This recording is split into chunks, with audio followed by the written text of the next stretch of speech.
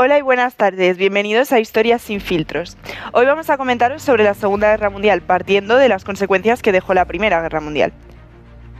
Empezaremos con el Tratado de Versalles, de 1919, en la que Alemania fue obligada a aceptar toda la culpa, pagar reparaciones enormes, perder territorios y además reducir su ejército. La población se sintió humillada y esto creó un resentimiento enorme. Luego llegó la Gran Depresión en 1929. Con el cierre de fábricas, millones de parados, hiperinflación en Alemania, paro en Gran Bretaña, la gente perdió la fe en la democracia porque no resolvía sus problemas ni los pudo evitar en su momento. Ahora, para continuar hablando de las causas, hablaremos con un invitado especial, Albert Speer. Albert Speer fue un arquitecto y político alemán que desempeñó un papel importante durante el régimen nazi. Desde este cargo fue responsable de organizar y aumentar la producción militar alemana. Entonces, señor Speer, usted estuvo muy cercano a Hitler. Para empezar, ¿cómo describiría su figura y su influencia? Hitler tenía una capacidad extraordinaria para conectar con las emociones de la gente.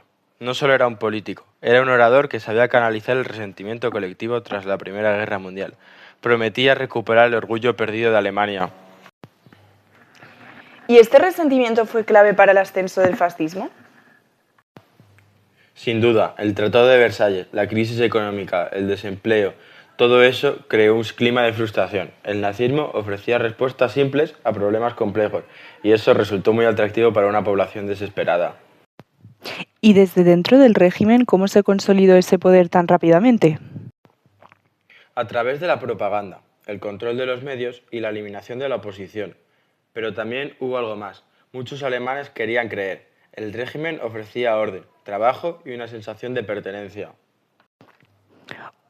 Usted ha hablado en ocasiones de la seducción de poder. ¿A qué se refiere con eso? A que el sistema atrapaba incluso a quien no compartía toda la ideología. Había eficiencia, grandes proyectos y una sensación de estar construyendo algo importante. Eso hacía que muchos ignoraran las consecuencias morales que esto tenía. Ahora hablemos del expansionismo. ¿Por qué era tan central la política nazi? Hitler estaba obsesionado con la idea del espacio vital. Creía que Alemania necesitaba expandirse para sobrevivir y prosperar, pero también era una cuestión ideológica, demostrar la superioridad del régimen y revertir las humillaciones del pasado. ¿Se percibía dentro del gobierno que esto podía llevar a una guerra mundial? Al principio, muchos pensaban que las potencias europeas no reaccionarían. Cada éxito como Austria, Checoslovaquia, Polonia reforzaba esa idea, pero era una ilusión peligrosa. Y mirando atrás, ¿por qué cree que tanta gente apoyó este sistema? Porque combinó miedo, propaganda y beneficios inmediatos. La gente no veía mejoras en su vida cotidiana y prefería no cuestionar el coste humano que había detrás. ¿Y qué le diría hoy a quienes intentan entender lo sucedido? El ascenso del fascismo no fue inevitable, pero sucedió por la suma de crisis, resentimiento y decisiones individuales de mucha gente. Es importante no subestimar cómo un sistema así puede imponerse gradualmente. Muchas gracias, señor Speer. Bueno, una conversación bastante incómoda pero necesaria para poder entender la historia. Ahora, para hablar del desarrollo de la guerra, tenemos a un hombre que vivió en primera persona la Segunda Guerra Mundial. Un soldado que no solo luchó, sino que sobrevivió a uno de los conflictos más grandes de la historia. Bienvenido y gracias por estar aquí. Gracias a vosotros. No es fácil recordar, pero creo que es importante contarlo. Nos gustaría que nos explicara algo clave para entender la guerra, los distintos frentes en los que se desarrolló, porque mucha gente piensa que pasó en toda Europa, pero no fue así, ¿verdad? No, para nada. La guerra no se limitó a Europa. Fue un conflicto enorme, que se extendió también a África y al Pacífico. En realidad, podríamos decir que había 3 grandes escenarios donde se luchaba al mismo tiempo. El primero y el más conocido fue el Frente Europeo. Ahí ocurrieron algunas de las batallas más importantes. Alemania avanzó muy rápido al principio, utilizando una estrategia de guerra rápida. En poco tiempo ocupó gran parte de Europa. Pero luego la situación cambió, más países entraron en la guerra y todo se volvió mucho más duro, con enfrentamientos más largos y más complejos. Claro. Luego estaba el Frente Africano. Mucha gente no lo conoce tanto, pero fue muy importante. Se desarrolló sobre todo en el norte de África. Allí se luchaba por controlar zonas estratégicas, rutas comerciales, territorios clave. Las batallas en esa zona ayudaron a debilitar las fuerzas del eje y frenaron su expansión. Interesante. Y por último, el Frente del Pacífico. Ese era completamente diferente. Japón fue el protagonista principal. Se expandió por Asia y por muchas islas del Océano Pacífico, lo que provocó su enfrentamiento con Estados Unidos y otros países. A diferencia de Europa, allí la guerra era sobre todo naval, combates en el mar y en islas muy duros. Y todo esto nos lleva a una pregunta clave. ¿Cómo fue evolucionando la guerra con el paso del tiempo? Pues la guerra no fue igual todo el tiempo.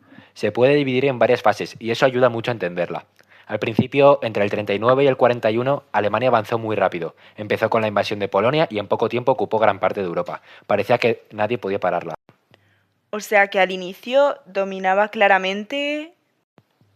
Sí, totalmente. Pero luego vino una segunda fase entre el 1941 y el 42, donde la guerra se hizo mucho más grande. Alemania atacó a la Unión Soviética abriendo un frente enorme en el este y Japón atacó Pearl Harbor, lo que hizo que Estados Unidos entrara en la guerra. Y ahí ya es cuando se convierte en una guerra mundial, ¿correcto? Exacto. Y eso cambió todo, porque a partir del 42 empezó la tercera fase, donde las cosas empezaron a girar en contra del eje. ¿Y qué pasó exactamente?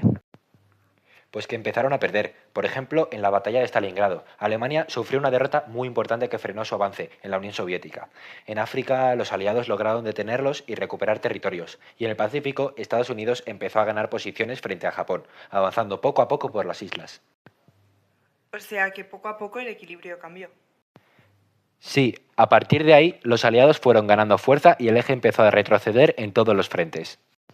Y después de todos estos años en guerra, llegamos al final del conflicto en Europa. En 1945, Alemania estaba completamente debilitada. Las tropas aliadas avanzaban desde el oeste y la Unión Soviética desde el este. Finalmente, Berlín fue tomada y Hitler se suicidó. Poco después, Alemania se rindió. La guerra de Europa había terminado, pero el conflicto aún no se había acabado del todo. Para entender el final en el Pacífico, contamos ahora con una experta de este tema. Nos acompaña la doctora Carla Vega, científica especializada en armamento nuclear. Bienvenida. Muchas gracias, encantada de estar aquí. Doctora, ¿qué papel tuvo la bomba atómica en el final de la guerra? Fue decisivo. En agosto de 1945, Estados Unidos lanzó 2 bombas atómicas sobre las ciudades japonesas de Hiroshima y Nagasaki. Estas explosiones causaron una destrucción masiva y miles de muertes en muy poco tiempo. Además, mostraron un nivel de poder destructivo nunca visto hasta entonces. Y eso debió de causar un impacto enorme. Pues es cierto, lo fue. Japón ya estaba debilitado, pero tras estos ataques y la presión militar, el país decidió rendirse poco después. Así que con la rendición de Japón, terminó oficialmente la Segunda Guerra Mundial. Fue el cierre de un conflicto que había afectado a todo el planeta. un final duro pero decisivo para la historia. Y después del final de la guerra, el mundo tenía un gran problema: evitar que algo así volviera a ocurrir. Para hablar de esto tenemos al señor Cártolas, joven colaborador de la ONU. Bienvenido. Gracias, un placer. Cártolas, ¿qué pasó justo después de la guerra a nivel internacional? Pues los países se dieron cuenta de que necesitaban ponerse de acuerdo para mantener la paz. Durante la guerra ya habían empezado a reunirse en distintas conferencias internacionales para decidir qué hacer después. Sí, por ejemplo, las conferencias de Yalta y Potsdam. En ellas, las grandes potencias hablaron sobre cómo reorganizar el mundo tras la guerra y cómo evitar nuevos conflictos. ¿Y de ahí nació la ONU? Exacto. En 1945 se creó la Organización de Naciones Unidas, la ONU. Su objetivo principal era mantener la paz, evitar guerras y fomentar la cooperación entre países. O sea, como una especie de mediador mundial. Sí, esa es la idea. La ONU buscaba que los países hablen y negocien en lugar de enfrentarse. Además, también trabaja en temas como derechos humanos y ayuda humanitaria y desarrollo. Entonces, claro, después de una guerra tan grande era necesario tener algo así. Totalmente. La ONU fue un intento de aprender de los errores del pasado y construir un mundo más estable. Pues muchísimas gracias, Cártolas. Gracias a vosotros. Antes de terminar, hay algo importante que debemos entender. La Segunda Guerra Mundial fue una guerra total. Esto significa que no solo luchaban los soldados, sino que toda la sociedad estaba implicada, fábricas, economías e incluso la población civil. Además, los bombardeos sobre ciudades fueron constantes. Muchas ciudades quedaron destruidas y miles de civiles murieron, lo que hizo que la guerra fuese aún más dura. Para hablar de lo que se vivió desde dentro, tenemos con nosotros a Aitana, superviviente del Holocausto. Gracias por estar aquí. Gracias a vosotros. Aitana, durante la guerra también hubo muchísima propaganda. ¿Cómo se vivía eso? La propaganda estaba en todas partes. Los gobiernos intentaban controlar lo que la gente pensaba. Usando carteles, radios, hacían ver la guerra de una forma que no siempre era real. En el caso del régimen nazi también sirvió para difundir odio, especialmente contra los judíos. Y eso fue lo que llevó al Holocausto. Sí, el Holocausto fue la persecución y el exterminio de millones de personas, sobre todo judíos, pero también otros grupos. Muchos fuimos llevados a campos de concentración, donde las condiciones eran muy duras. Muchísima gente murió allí. Esa realmente es una de las partes más duras de la historia. Sí, por eso es importante recordarlo, para que no vuelva a pasar. Gracias por compartirlo con nosotros. Gracias a vosotros. Y después de todo esto, las consecuencias de la guerra fueron enormes. En primer lugar, el mundo quedó dividido en dos grandes bloques. Por un lado, Estados Unidos y por otro, la Unión Soviética. Esta tensión dio lugar a la llamada Guerra Fría, un enfrentamiento sin lucha directa, pero con mucha rivalidad política, militar e ideológica. Además, hubo importantes cambios territoriales. Algunos países desaparecieron, otros cambiaron sus fronteras y Alemania quedó dividida en dos partes. También el impacto social fue enorme. Millones de personas murieron, muchas ciudades quedaron destruidas y hubo movimientos de población, con personas que tuvieron que abandonar sus hogares. Y por último, las consecuencias económicas fueron muy duras. Europa quedó devastada y muchos países tuvieron que reconstruirse prácticamente desde cero. En definitiva, la Segunda Guerra Mundial no solo cambió el momento, sino que marcó el mundo durante décadas. Y con esto cerramos este episodio de Historias sin filtros, hablando de las causas, el desarrollo y el horror de las consecuencias de la guerra que cambió el mundo. Recordarla no es solo estudiar historia, sino entender por qué no debe repetirse. Gracias por acompañarnos y hasta el próximo episodio.